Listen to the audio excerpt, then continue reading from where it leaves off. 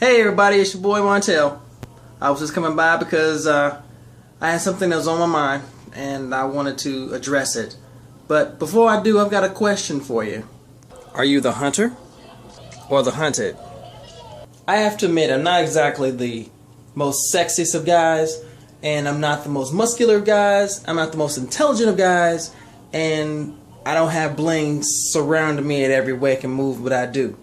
But one thing I do have for me is my ability to interact, my communication skills. I have a pretty decent personality. I am somewhat intelligent, and I know how to treat people. With that being said, I also have my own place.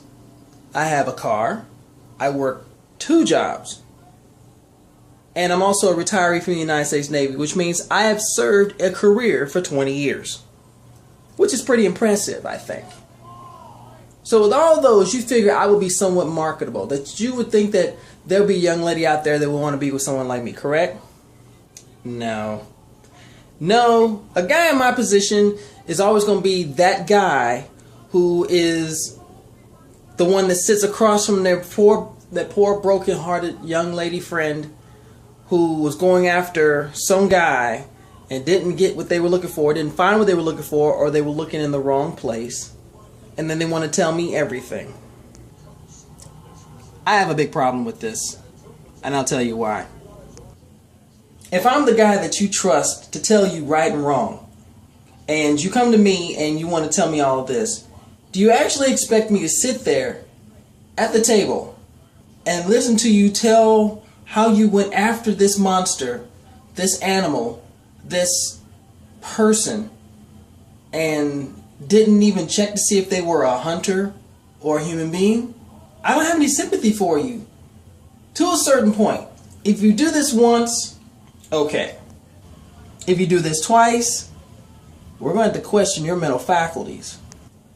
If the number of fingers indicates what I'm talking about how many times, my dear, we've got a problem. So again, I ask you, are you the hunter or the hunted? Honestly, I wouldn't want to be the hunted. And I'll tell you why. If you are hunted, you are the prey. You are the quarry. You are the conquest, so to speak. You are the one that they're going for. And I'm here to tell you, I'm nobody's conquest unless we are equal on equal terms. The prey is just that, the prey. That means they don't have enough foresight to see that the person is coming after them, whether they have true intentions of getting to know you or they have intentions of using you for their own purposes or getting from you something that they see they can get and then being the end of it. Now, I know how to be a friend. I know how to be a sounding board. I know how to listen. I know how to be the consoling, understanding friend that is there in your time of need and the time of distress when you can't go anywhere else and talk to anybody else. But the problem I run into is when you've done this more than once and then you wonder, oh, why are they treating me like this? We need to analyze what you're going for. Let's think about that for a second. Now, a hunter is just that. He is going for a conquest, or she is going for a conquest. It's not gender specific. They see what they want and they're going to pursue it. They're going to go through every trick in their arsenal to try to get you into their favor. They're going to try complimenting you, showering you with gifts, try to be your friend. But in the end, they find what they want, they achieve their goal, they conquer. They take your head and they mount it on a wall somewhere over their big flat screen television, and they look at you and go, I did that.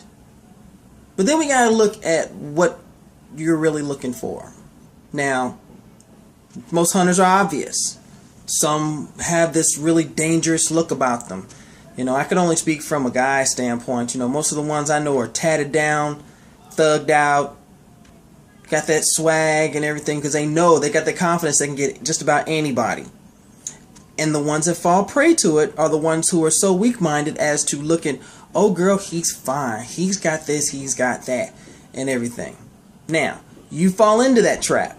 You talk to this hunter, and now you made up in your mind that you're going to change this person. You want to find out about this person, and you want to be in a relationship with this person. Hold on, put on the brakes. You're still figuring them out. And if you're still trying to figure them out, then that goes without saying. You're not going to be a sucker. Now you have to wonder why they don't call. Why don't they text you? You haven't seen them for weeks. And when you do, they only want to hit you up when they want the pootie wop or the sausage, depending on what gender. Ladies and gentlemen, without my hat on, I'm here to tell you, you are no one's prey. If you see these hunters, don't think you're going to try to change them, because they don't want to change. And be careful with your heart. Be careful with who you are. If you are that weak-minded that you're going to fall for whatever trap that they lay, I'm going to apologize in advance, because you're going to get hurt. I've been that, and I've walked that path too many times. And I'd rather tell some people that I know, and will hopefully listen to my words. From the bottom of my heart, thank you everybody for watching my videos. I really appreciate it. This is a little more of a low-key sort of thing. And please, let my messages be known. You know, I'm going to come back to the fun stuff. I promise. Cross my heart. Wrong, right side, I think.